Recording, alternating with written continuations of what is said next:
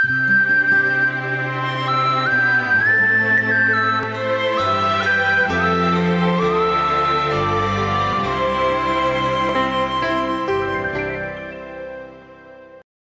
दिन हमरा लोकनि पवित्र पोथी बाइबलक एकटा महान पोथीक अध्ययन आरंभ कऽ रहल छी। ओहि पोथीक नाम थिक लूक। ई पोथी नवा नेमक पोथी थिक। चारों सुसमाचार में एहि पोथी के महान स्थान अछि। तहनौ एहि पोथी के किछु रूपरेखा हमरा लोकनि देखी कि एहि पोथी के रचनिहार के छथि आर एहि पोथी में की सब मुख्य रूप में पिता परमेश्वर लूकक माध्यम से हमरा सभक लेल आनि के रखने छथि। अब देखियो आजुक जे पोथी थिक लूक तकर अध्ययन हमरा लोकनि आरंभ कऽ रहल छी। तहन सुनियो कनि किछु बातक जे आरंभिक बात अछि। लूक कुलुसियोक अति प्रिय चिकित्सक छलाह। एहि बातक अहाँ कुलुसियोक पत्री तकर 4 अध्याय आ 14 में देख सकलहुँ हैं। लूक अति प्रिय चिकित्सक ओ अहाँक अभिवादन कऽ रहल छथि। ओ अपन सुसमाचार में बेसी चिकित्सा संबंधी शब्दक प्रयोग सेहो कयने छथि। जे शब्दक प्रयोग चिकित्सक सब करैत छथि ओहि तरहक शब्दक प्रयोग ओ कयने छथि। ओ सामाजिक वा समाज सेवी के रूप में सेहो प्रयुक्त भऽ रहल छथि। वा एना कहियो कि जे शब्दक प्रयोग साहित्यकार वा समाज सेवी सब करैत छथिन ओहि तरहक शब्दक प्रयोग लूक नहि करैत छथि। किएक तऽ लूक बड्ड नापल तुलल मनुष्य छलाह आ ओही तरहक हुनका ज्ञान सेहो रहनि। तैं अपन ज्ञानक ओहि नापल तुलल ढंगा से हमरा सभक बीच में राखि रहल छथि। सुसमाचार लिखयवलाक लेल पवित्र आत्मा हुनका अपना लेल सँ वा एना कहियो कि अपना तेल सँ अभिषिक्त कऽ कऽ तैयार कयलथि। तेसर सुसमाचारक रचना कोनो आकस्मिक घटना नहि थिक। बहुत विद्वान सब कहैत छथि कि सुसमाचारक रचना एकटा आकस्मिक घटना रहै। से बात नहि। प्रभु एहि बातक जानि बुझि कऽ सुनियोजित ढंग से लूक के एहि बातक लेल तैयार कयलथि आ हुनका पवित्र आत्मा सँ अभिषिक्त कऽ कऽ एहि बातक लेल तैयार कयलखिन कि ओ अहाँक लेल अर्थात प्रभु के लेल तेसर सुसमाचारक लिखैक। पवित्र आत्माक दिस लूक चुनायल रहथि। ओहि काल में और बुद्धियार लोग सब रहथि, मुदा लूका में ओहि में से एक छलाह जिनका प्रभु अपना काजक लेल चुनलखिन। एहिठाम हुनक प्रभावक हमरा लोकनि देख सकैत छी। साधु पौल और लूक बड़ पढ़ल लिखल और अपना कालक महान शिक्षाविद रहथि। अर्थात जतेक पोथी लिखनिहार छथि नवा नेमा के अहाँ बाजि सकलहुँ हैं कि एहि सब में से लूक और पौल दोनों बड़ विद्वान लोग छलाह। ओहि काल में ओतेक विद्वान लोग बड़ कम रहथि। लूक में पिता परमेश्वर महान गुना के योजना केने रहथि। वा एना कहियो कि गुणक भंडार लूकक लग पिता परमेश्वर दऽ देने रहथिन। लूक एकदम पक्का आ परिपक्व इतिहासकार छलाह। अब देखियो एकटा गुण लूक में इहो रहन कि एकटा पक्का आ परिपक्व इतिहासकार रहथि। लूक ग्रीक भाषा के महान लेखक छथि जे नवा नेमक महान पोथी थिक। प्रेरितक काज लूक कवि छलाह और असगरे बड़ा दिनक कतेक गीतक ओ लिखने रहथि। लूक एक कलाकार सेहो छलाह। ओ हमरा सभक लेल एतेक महान दृष्टांतक अतुलनीय ढंग से रखने छथि। एहि बातक कोनो कलाकारे कऽ सकैत अछि। एहि बातक कोनो अदला लोग नहि कऽ सकैत छथि जिनका लग ज्ञान कम छनि। डॉक्टर लूक जिंदगी में से एकटा महान और बड़ गंभीर समय प्रभु के लेल निकालि कऽ एहि पोथीक रचना करलखिन। धर्म आ संस्कृति आ संस्कार चारू बातक एहि पोथी में हमरा लोकनि समायल देख सकैत छी। किएक तऽ हुनका जिंदगी में एहि बातक बड़ महत्व रहनि। स्मरण राखब जे डॉक्टर लूक प्रेरितक काजक नामक जे पोथी लिखने छथि ओहि पोथी में ओ बड़ नीक जकाँ एहि बातक बता रहल छथि जे साधु पौलक संगे ओ हुनका संगे मिशनरी यात्रा पर सेहो गेल छलाह।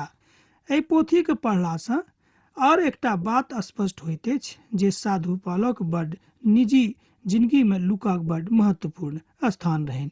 ई बात अहाँ मानि सकलहुँ हैं। एहिमे कनिको संदेह नहि राखब जे मसीह जीवनक स्वीकार करनाइ हमरा सभक लेल जरूरी अछि आ लूक सेहो मसीही जिंदगी के स्वीकार कयने रहथि। अर्थात बहुत विद्वान सब एहि बातक कहैत छथि कि साधु पौल जे छलाह हुनके सँ लूक परमेश्वर में अयलाह, अर्थात साधु पौल लूक के प्रभु यीशु मसीह संगति में आने वाला मनुख छलाह। एहि बातक हमरा लोग देख सकलहुँ हँ, अर्थात हुनक पात्रता में, अर्थात लूकक जिंदगी में महान विनम्रता के एहिठाम हमरा लोग देख सकैत छी। एक समृद्ध और कुशल और विद्वान इतिहासकारक लग जतेक गुण रहबाक चाही, ओहि सबटा गुण से साधु पौल भरल छलाह आ लूक सेहो भरल रहत। प्रेरितक काज तकर 16 अध्याय में एहि बातक पूर्ति होइत अछि जे डॉक्टर लूक साधु पौलक संगे मिशनरी यात्रा पर गेल छलाह। जँ अहाँक लग प्रेरितक काज नामक पोथी अछि तऽ अहाँ पढ़ि कऽ एहि बातक सत्यापन कऽ सकैत छी। किछु विद्वानक मत छनि जे डॉक्टर लूक साधु पौलक संगति में आबि कऽ प्रभु यीशु मसीह अपन उद्धारकर्ताक रूप में स्वीकार कयने रहथि। दोसर थिमुथियोक पोथी में सेहो अहाँ बातक देख सकैत छी। 4 अध्याय के 11 पद में साधु पौल कहैत छथि जे मात्र वह छलाह जे हमरा संगे रहत। एहिठाम हमरा लोकनि साधु पौल के ओहि बातक देखैत छी जो प्रभुक लेल एहिठाम कहैत छथि, आ यह कारण छै जे साधु पौल हुनका बड़ प्यार करैत छनि। एहि पोथीक विषय वस्तु बा मनुख उठा लेने छथि, एहि बातक हमरा लोकनि सीख सकैत छी। प्रभु यीशु मसीह मनुख जातिक उद्धारकर्ता छथि, एहि बातक डॉक्टर लूक एहिमे प्रस्तुत कयने छथिन। बा एना कहियो कि बड़ उदार भऽ कऽ नहि, मुदा सबटा ऐतिहासिक बातक इकट्ठा कऽ कऽ ओ एहि बातक प्रयुक्त कयलथि कि प्रभु यीशु मसीह संपूर्ण मनुष्य जाति के उद्धार करता छथि। कोनो भावना में आबि कऽ नहि, भावाविभोर भऽ कऽ नहि, मुदा सत्यक एकठाम जुटा कऽ एहि बातक ओहि प्रयुक्त कयलथि कि प्रभु यीशु मसीह संपूर्ण मनुष्य जाति के उद्धार करता छैक।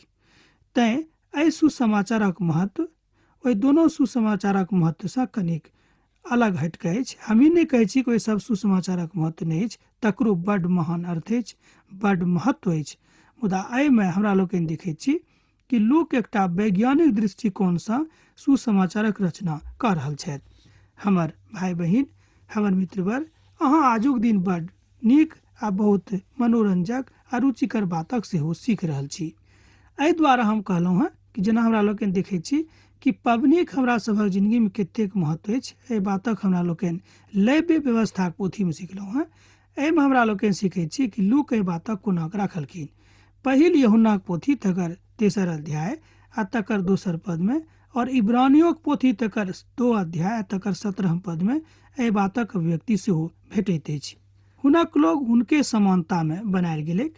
एहि पदक अहाँ कनिक ध्यान दियौक कि हुनक लोक हुनके समानता में बनायल गेलैक। पहिल मनुख आदम जीवित प्राणी बनलाह और अंतिम आदम जीवनदायक आत्मा बन गेलाह। पहिल कुरिन्थियोक पोथी 15 अध्याय आ तकर 45 पद में एहि बातक बतायल गेल छै। पहिल मनुख पृथ्वी सँ अर्थात निकटता में रहत आ दोसर मनुख स्वर्गीय रहत। पहिल कुरिन्थियोक पोथी 15 अध्याय आ तकर 47 पद में एहि बातक अहाँ देख रहल छी। अर्थात साधु पौल आ डॉक्टर लूक एहि बातक सिद्धिकरण कऽ रहल छथि कि प्रभु यीशु मसीह कोनो एहि संसारक नहि, मुदा ओ स्वर्गीय छलाह, अर्थात स्वर्ग सँ एहि धरती पर मनुखक देही धारण कऽ कऽ आयल छलाह। एहि बातक ओ अपन माध्यम सँ, अर्थात अपन पोथीक माध्यम सँ सिद्ध कऽ देने छथिन। अब हमरा लोकनि तकरा ऊपर देखब। अखन धरि हमरा सब एहि पोथीक लेखक विषय में सोचैत छलहुँ हँ, बा हुनक की ज्ञान रहनि, ओ कोन तरहक मनुष्य छलाह, एहि सब बातक हमरा लोकनि देखैत छलहुँ। मुदा एहि पोथीक जे उद्देश्य रहै रचना के, रचनिहार डॉक्टर लूक ओ एहि बातक प्रस्तुतिकरण करैत छथि, बा एना कहियो कि जोर दऽ कऽ बता रहल छथि कि प्रभु यीशु मसीह संपूर्ण मनुष्य जाति के सेवक छथि, अर्थात मनुष्य जाति के सेवाक लेल पिता परमेश्वर प्रभु यीशु मसीह के संसार में पठा देलखिन।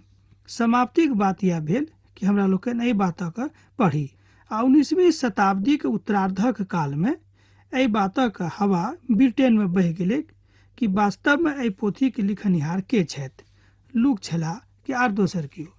मुदा जहन एहि बातक के ओहिठाम पुष्टिकरण भऽ गेलै कि नहि, डॉक्टर लूके एहि पोथी के रचनिहार छथि, तहन लोक के मुंह बंद भऽ गेलै।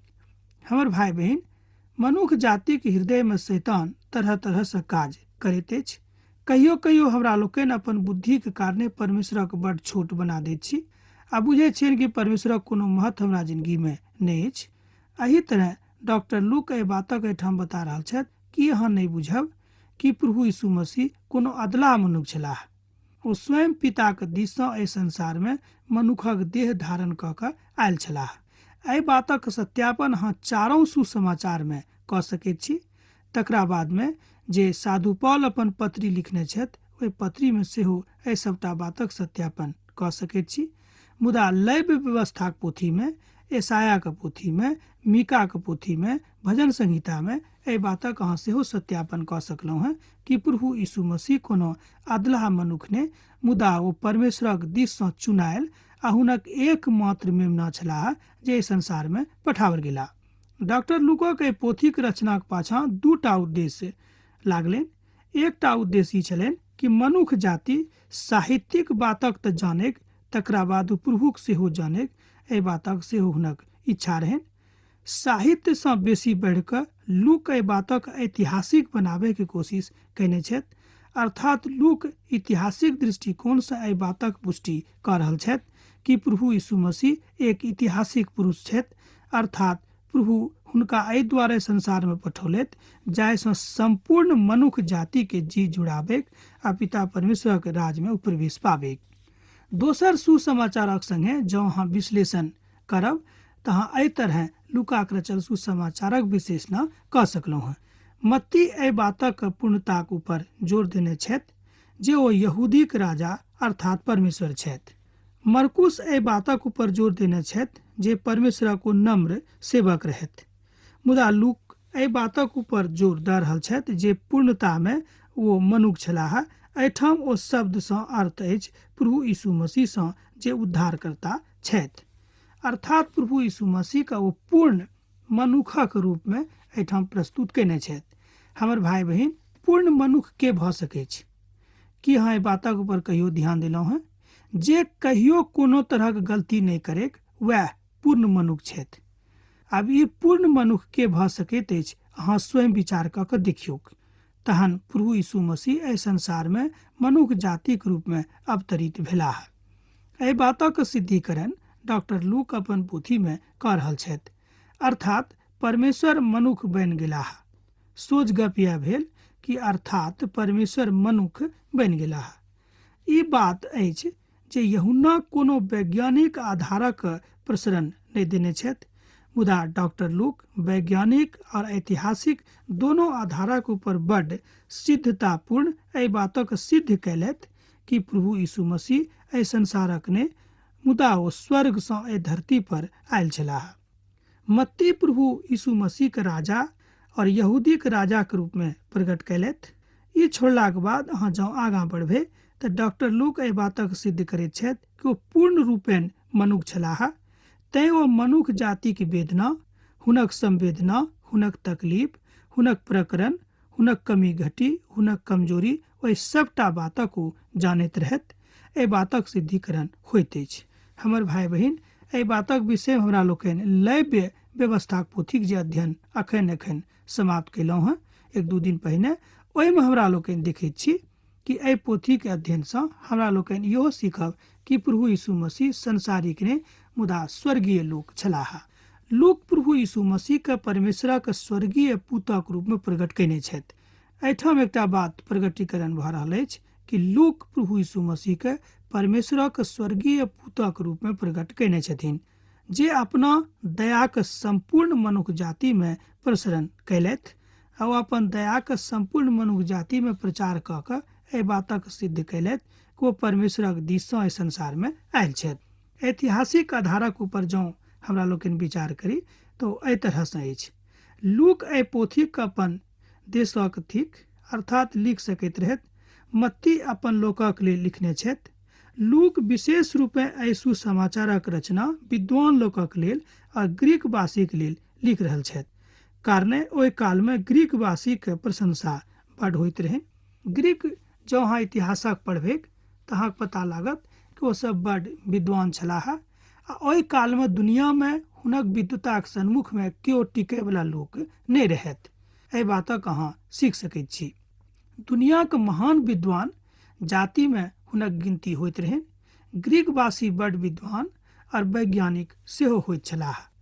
ओहि काल में पुरना कालक जँ अहाँ इतिहासक देखबै तऽ ओहि कालक इतिहास में एहि बातक प्रमाण भेटैत अछि कि ग्रीकवासी सँ बढ़ि कऽ और दोसर केओ विद्वान लोक नहि होइत रहथि।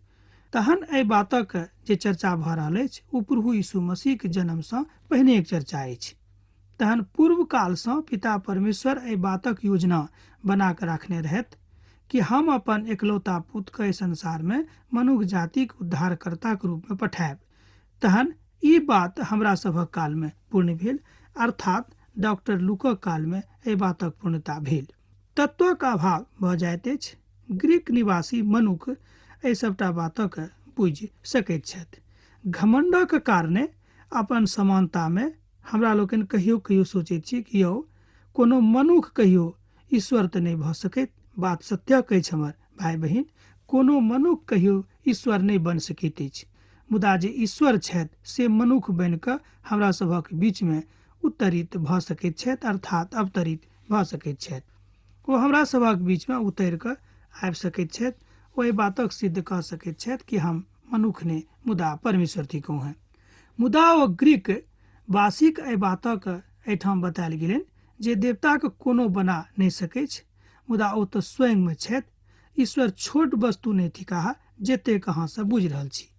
एहि बातक बुझावे के कोशिश डॉक्टर लूक ग्रीकवासी के कऽ रहल छथिन, कियाक तऽ ग्रीक भाषा पर डॉक्टर लूक के महान अधिकार रहनि। तैं ओहि ग्रीकवासी के बातक बता रहल छथि कि प्रभु यीशु मसीह के अहाँ कोनो अधलाह लोक नहि बुझियौ। ग्रीके छलाह सिकंदर, जाहि बातक विषय में हमरा लोकनि इतिहास में पढ़ैत छी। हम सोचै छी जे अहूँ पढ़ने होयब जँ अहाँके इतिहासक विद्यार्थी छी, मुदा धियोपुतो सब हुनका विषय में पढ़ने छथि। ओ एतेक महान राजा छलाह कि संपूर्ण विश्व हुनक नामक आजुक दिन धरि याद रखने छथि। ओ ग्रीके निवासी छलाह। मुदा एहि सबटा बातक बादो प्रभु यीशु मसीह के अवतरण मनुष्य जातिक लेल एकटा महान अवतरण बतावल जा सकैत छै। एहि बातक सिद्धिकरण डॉक्टर लूक कयने छथिन। प्रभु यीशु मसीह के चिन्हलाक बाद, हुनक महानताक जानलाक बाद डॉक्टर लूक हुनका संगति में आबि गेलाह। जेना हमरा लोकनि आरंभे में सुनलहुँ हैं कि साधु पौल हुनका प्रभु यीशु मसीह के उद्धारकर्ता के रूप में ग्रहण करौलखिन और ग्रहण कऽ लेलखिन। कियाक तऽ सत्य रूप में जहन ओहि विद्वान के बातक जानकारी भऽ गेलनि कि प्रभु यीशु मसीह कोनो अधलाह लोक ने मुदा ओ संसारिक लोक ने, ओ तऽ स्वर्गीय छथि, तहन हुनका विश्वास भेलनि आ ओ प्रभु यीशु मसीह के अपन उद्धारकर्ता के रूप में ग्रहण कऽ लेलखिन। हमर भाई बहिन, की अहाँ एहि बातक अहाँ अपन जिंदगी में लागू कऽ सकैत छी? कि अहाँ प्रभु यीशु मसीह के अपन उद्धारकर्ता के रूप में ग्रहण कऽ सकैत छी? डॉक्टर लूक में बहुत तरह के गुण रहनि। ओ डॉक्टर छलाह, ओ इतिहासकार छलाह, ओ संगीतकार छलाह, ओ ओहि कालक महान कलाकार में से एक कलाकार छलाह। मुदा हुनका बहुत भाषा के ज्ञान सेहो रहनि। ज्ञाने नहि मुदा बहुत भाषा के ऊपर हुनका अधिकार सेहो प्राप्त रहनि। एहि बातक अहाँ स्पष्टीकरण देख सकैत छी। ऐतिहासिक पृष्ठभूमि के जँ अहाँ प्रकट करे के इच्छा राखैत छी तऽ एहि पोथीक विशेषता और बढ़ि जाइत अछि। बा एना कहियो कि सुसमाचारक प्रतिष्ठा जे विद्वान सब छथि हुनका नजरी में और बढ़ि जाइत अछि। डॉक्टर लूक बड़ा दिनक भजनक प्रस्तुतिकरण विशेष रूपे अपन बातक राखि रहल छथिन। डॉक्टर लूक प्रभु यीशु के कुमारी के गर्भ से पैदा होयबाक कथा बड़ स्पष्ट ढंग से आ विश्वास के साथ बाजि रहल छथिन कि हुनक जन्म कुमारी कन्या के गर्भ से भेलनि। ई ऐतिहासिक प्रमाण डॉक्टर लूक दऽ रहल छथिन आ खूब विश्वासक साथ दऽ रहल छथिन। आर दोसर केओ एहि बातक ऊपर ओते विश्वासक साथ नहि बाजि सकैत छथि जते विश्वासक साथ डॉक्टर लूक बाजैत छथि। लूक 20 चमत्कारक विषय में अपन पोथी में वर्णन कयने छथि। एहिमे से 6 चमत्कार एहन छैक जकर जिक्र अर्थात जकरा विषय में कतौ और दोसर पवित्र पोथी में बखान नहि भेटैत अछि। ई बात डॉक्टर लूक के ऐतिहासिक मानसिकताक परिणाम अछि, अर्थात ओ ऐतिहासिक भेलाक कारणे, इतिहासकार होयबाक कारणे एहि बातक ओ खोजबीन के पवित्र पोथी में संग्रहित कयलथि। एहि पोथी के विशेषताक विषय में और हमरा सब आगाँ देख सकैत छी। हमरा लोकनि जेना जेना एहि पोथी के अध्ययन करब, हम किछु ने किछु एहि पोथी के विशेषताक बारे में हर दिन अहाँके बतायब। तहन एहि पोथीक पहिल पदक दिस हम अहाँके लऽ जा रहल छी। ऐतिहासिक पदक हमरा लोकनि देखी जे इतिहासक दिस इशारा करैत अछि। तहन एहि पदक हमरा लोकनि पढ़ी। जँ अहाँके लग पवित्र पोथी बाइबिल अछि तऽ हमरा संगे संगे अहूँ खोलि लिअ लूकाक रचल सुसमाचार तकर 1 अध्याय। बहुत विश्वासी भाई सब एहि घटनाके इतिहासक लिखबामे हाथ बढ़ौने छथि जे हमरा सभक समयमे घटल। एहि पदक हमरा लोकनि आर एक बेर देखब। बहुत विश्वासी भाई सब ओहि घटनाके इतिहासक लिखबामे हाथ बढ़ौने छथि जे हमरा सभक मध्यमे घटल। एहिठाम लूक एहि बातक बता रहल छथि कि प्रभु यीशु मसीहक आगमन, हुनक अवतरण आ जे किछु मनुष्य जातिक लेल एहिठाम आबि कऽ कयलथि, ओहि सभटा बातक एहिठामक लोक अपन अपन आँखिसँ देखने छथिन। अर्थात ई एकटा महान ऐतिहासिक प्रमाणक ओ बता रहल छथि।